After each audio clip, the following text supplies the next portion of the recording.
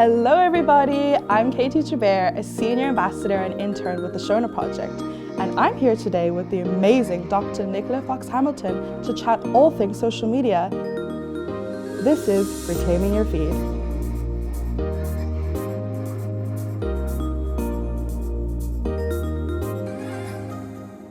Welcome. Thank you so much for being with us today. We so appreciate you being here.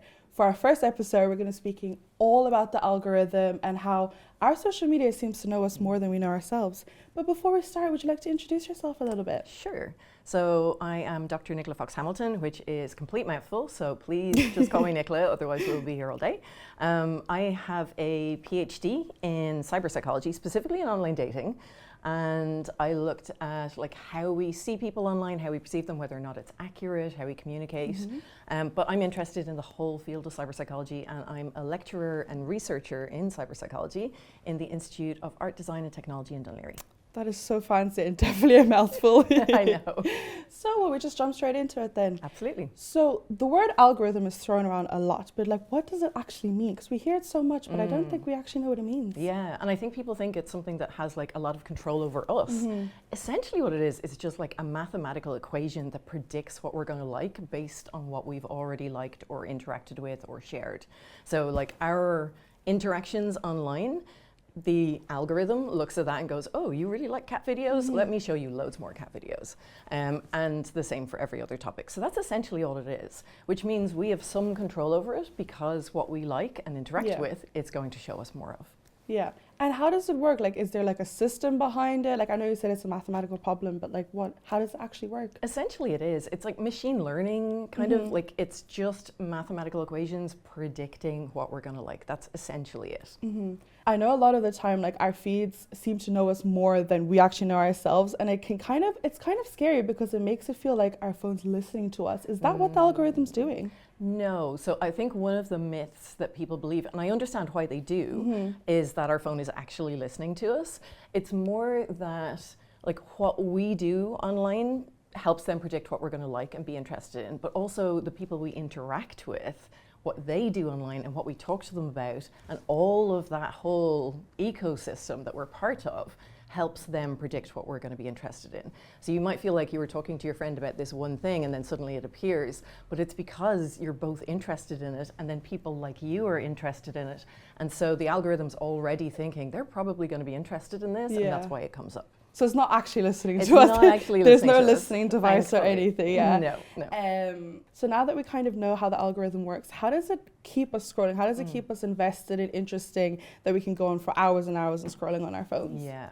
So part of it is that it's content that we're interested in, right? Because we've already told it what we're interested in. And then part of it is probably from your own feed, you're not as interested in every single thing that comes up. And so you flip by a lot of things, and it's a little bit like gambling, where if you're on slot machines, right, and you keep playing and losing, but at some point you're going to win, you're going to get that really good feeling from winning. It's a little bit like that. You're waiting for the video that really makes you feel good, that really gives you something interesting, that's exciting or fun. And so we keep looking for the next bit of content that's going to be really good. If every single thing was equally as interesting, it actually wouldn't keep us scrolling as much. But also the social media platforms know what we find engaging. So they know that content that's more emotionally heightened, that inspires outrage or anger or really laughing and really funny or awe or something very inspiring, those kind of things that are quite heightened tend to do better. They get a lot more engagement rather than things that are just a bit meh. And that are lower in emotional content. So it's kind of like a dopamine rush. So when you reach that very exciting and emotional content, does it go down after that? It can do. So I think people think that because it's dopamine, when we talk about dopamine, we talk about it like a drug, right? But we get dopamine from anything that we enjoy. So when we were chatting before this, we got a little dopamine rush because we were having a nice chat. When you hug a friend, when you eat a bit of chocolate, anything like that will give you a little bit of dopamine because it's something you enjoy. Yeah. So if you hit a video that you enjoy, you get a little bit of dopamine. Yeah. And so that does keep us on there, but it doesn't mean that we're addicted to it or anything like that. Yeah. So it's not a big crash afterwards. No. You're actually left feeling like happy afterwards. If and you're a sense looking at of good enjoyment. content, yeah. And what if it's not so good content, it's a bit negative? Then you might not be feeling so good afterwards. Now, what we do know is like how you feel about what you're doing on social media is the most important thing for your well-being, right? So if you come away from looking at like cute cat videos, your friends' really interesting content that you engaged with, a few chats with other friends, and you come away going, that was fun, or even if you come away going, that was grand, but it wasn't like all that exciting, that's fine. That like can increase your well-being for a little short while. But if all the things you saw were outrage bait or, you know, that kind of stuff, and it didn't make you feel so good, for a little while afterwards, your well-being might go down, but it's not like permanently down. Now, if you're spending 12 hours a day on social media, always feeling like that, that might be different. Yeah. But if you're on it sort of a regular amount, a moderate amount, and sometimes you're not feeling great, then that's not a huge problem because it is only a very temporary little dip. Yeah. And when we speak about algorithms, I think a lot of the time we think that it controls us, where I think it's the other way around. And like, how can we take control of our algorithm? How can we use it properly to suit us? So there's a number of different ways you can do it. The first thing is to interact with things that you want to see more of, because that is essentially how it works, and to actively tell it that you're not interested in things that you don't want. So if you're getting content that's kind of related to what you're interested in, let's say you love like makeup videos, right? Who doesn't? Then you might get really, really cool makeup videos. And then there's one that's just designed as like rage bait, where someone's putting on an entire container of makeup on their face. And it's clearly just designed to get engagement and comments. Just click not interested on that one. So that the algorithm starts to realize what you're not interested in, or if they try out other content on you because other people who like makeup videos also likes this thing, just tell it you're not interested. So be a more active participant in what you get and what you're like engaging with. Yeah, because I know on TikTok there's a function, there's like a little button you can press not interested. Yes. And then you can say why sometimes as well. So you're kind of taking back control of the algorithm. Yeah, exactly. And how can we recognize when this content is making us feel bad? 'Cause sometimes we don't even realize that it's against us. Yeah, we sort of go into a flow state where we're not really paying attention to what's going on outside. I think the best way to do it is to start being more mindful about our use.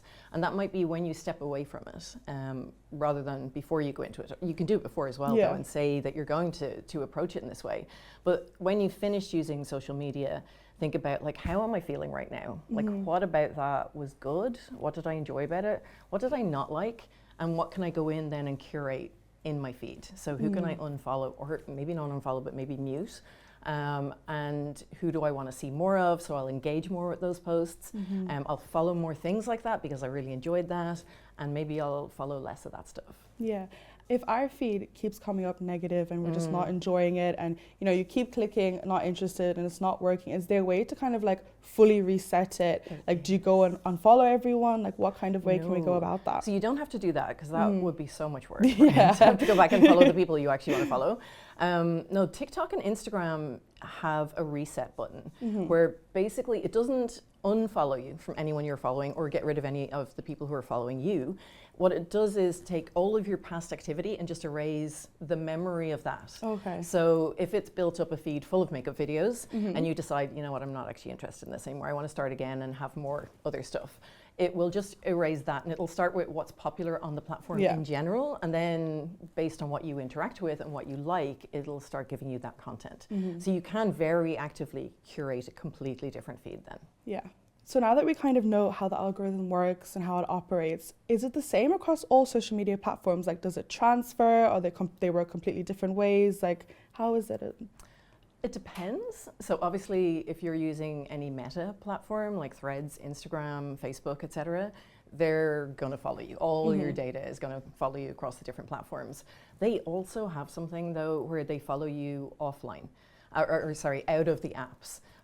So they will track what websites you're looking at. They'll track, unless you turn this stuff off specifically on your phone. Okay. So that's why if you go and look at like onesies on your browser, and then you come back into Instagram and suddenly you're getting ads for onesies, and you're like, how did they know? It's because they can track all the data across everything that you're doing, particularly if you sign in using, the way you can use Facebook to sign in to various things. If you do that, then they're going to collect every bit of data about you on that platform.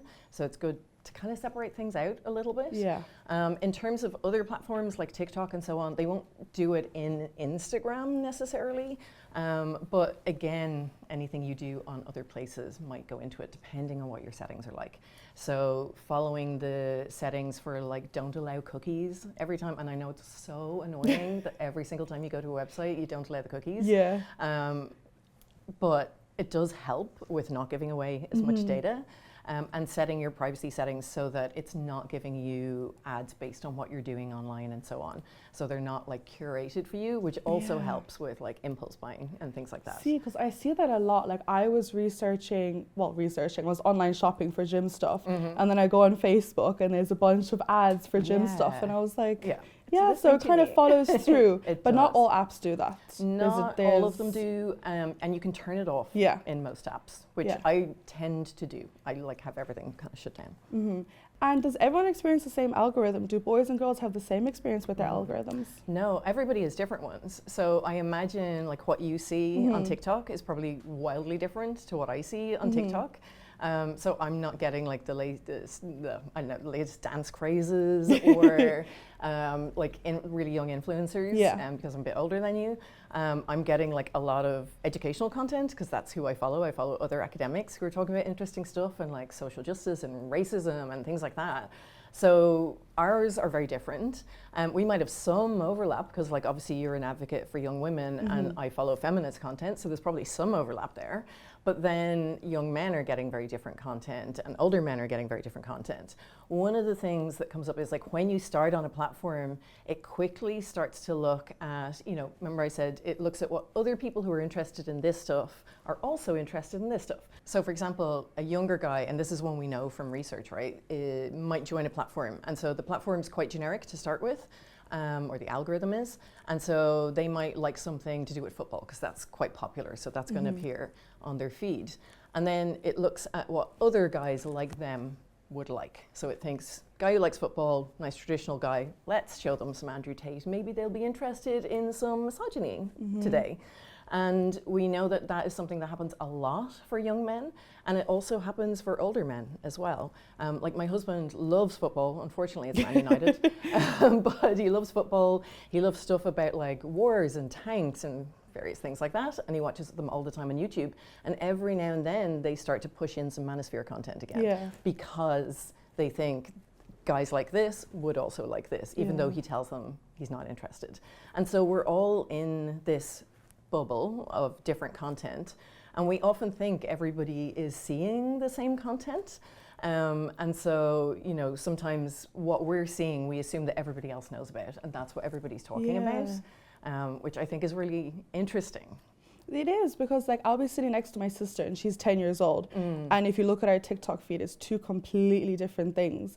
And like you meet someone on the street, you talk about stuff and you just assume that it's trending on your TikTok, they'll know about it too, but it's not always the case. Absolutely not. And like you could be in a bubble of 30 people who are talking about this one thing and no one else is, but you feel like everyone's talking about this. And so for some things that can be a real problem. So with like radicalization into stuff like the misogyny, Andrew Tate sphere or other areas, if you get into one of those bubbles and you feel like everyone agrees with you on this, or everyone agrees with you about racism, or everyone agrees with you about immigration, you can feel like, well, everyone agrees. Like, I'm not an outlier here. This isn't a weird thing to believe. This is normal. And you're not getting anything conflicting with that because the algorithm is saying, oh, this is the stuff you're interested in. I'm not going to show you stuff you're not interested in. So it can create quite an echo chamber where all you're hearing is what agrees with you. And that gets a lot of engagement, emotional content.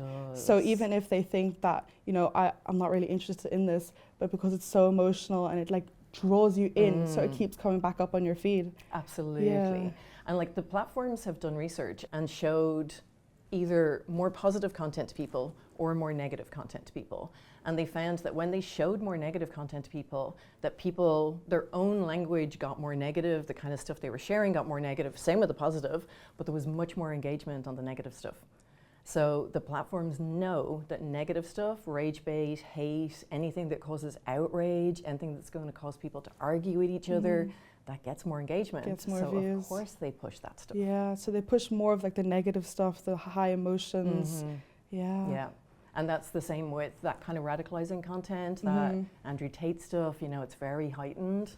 And it's blaming somebody else for your problems, which creates an in-out group dynamic. And people can get very caught up in that. Yeah.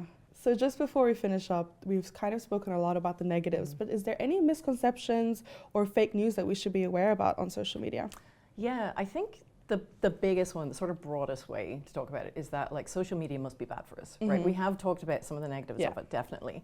But like some of those things are also positive. We can create an algorithm that actually gives us really good content. Like the stuff that I get on social media is actually really good, right? I follow a whole bunch of really interesting educators and academics, because that's what I'm interested in, as well as some stuff that really makes me laugh and stuff that's just generally interesting. So I come away from it feeling good after looking at it. So it doesn't have to be bad. Yeah. What we do on the platforms is more important than how much time we spend on them, as long as it's not interfering with other important parts of our life.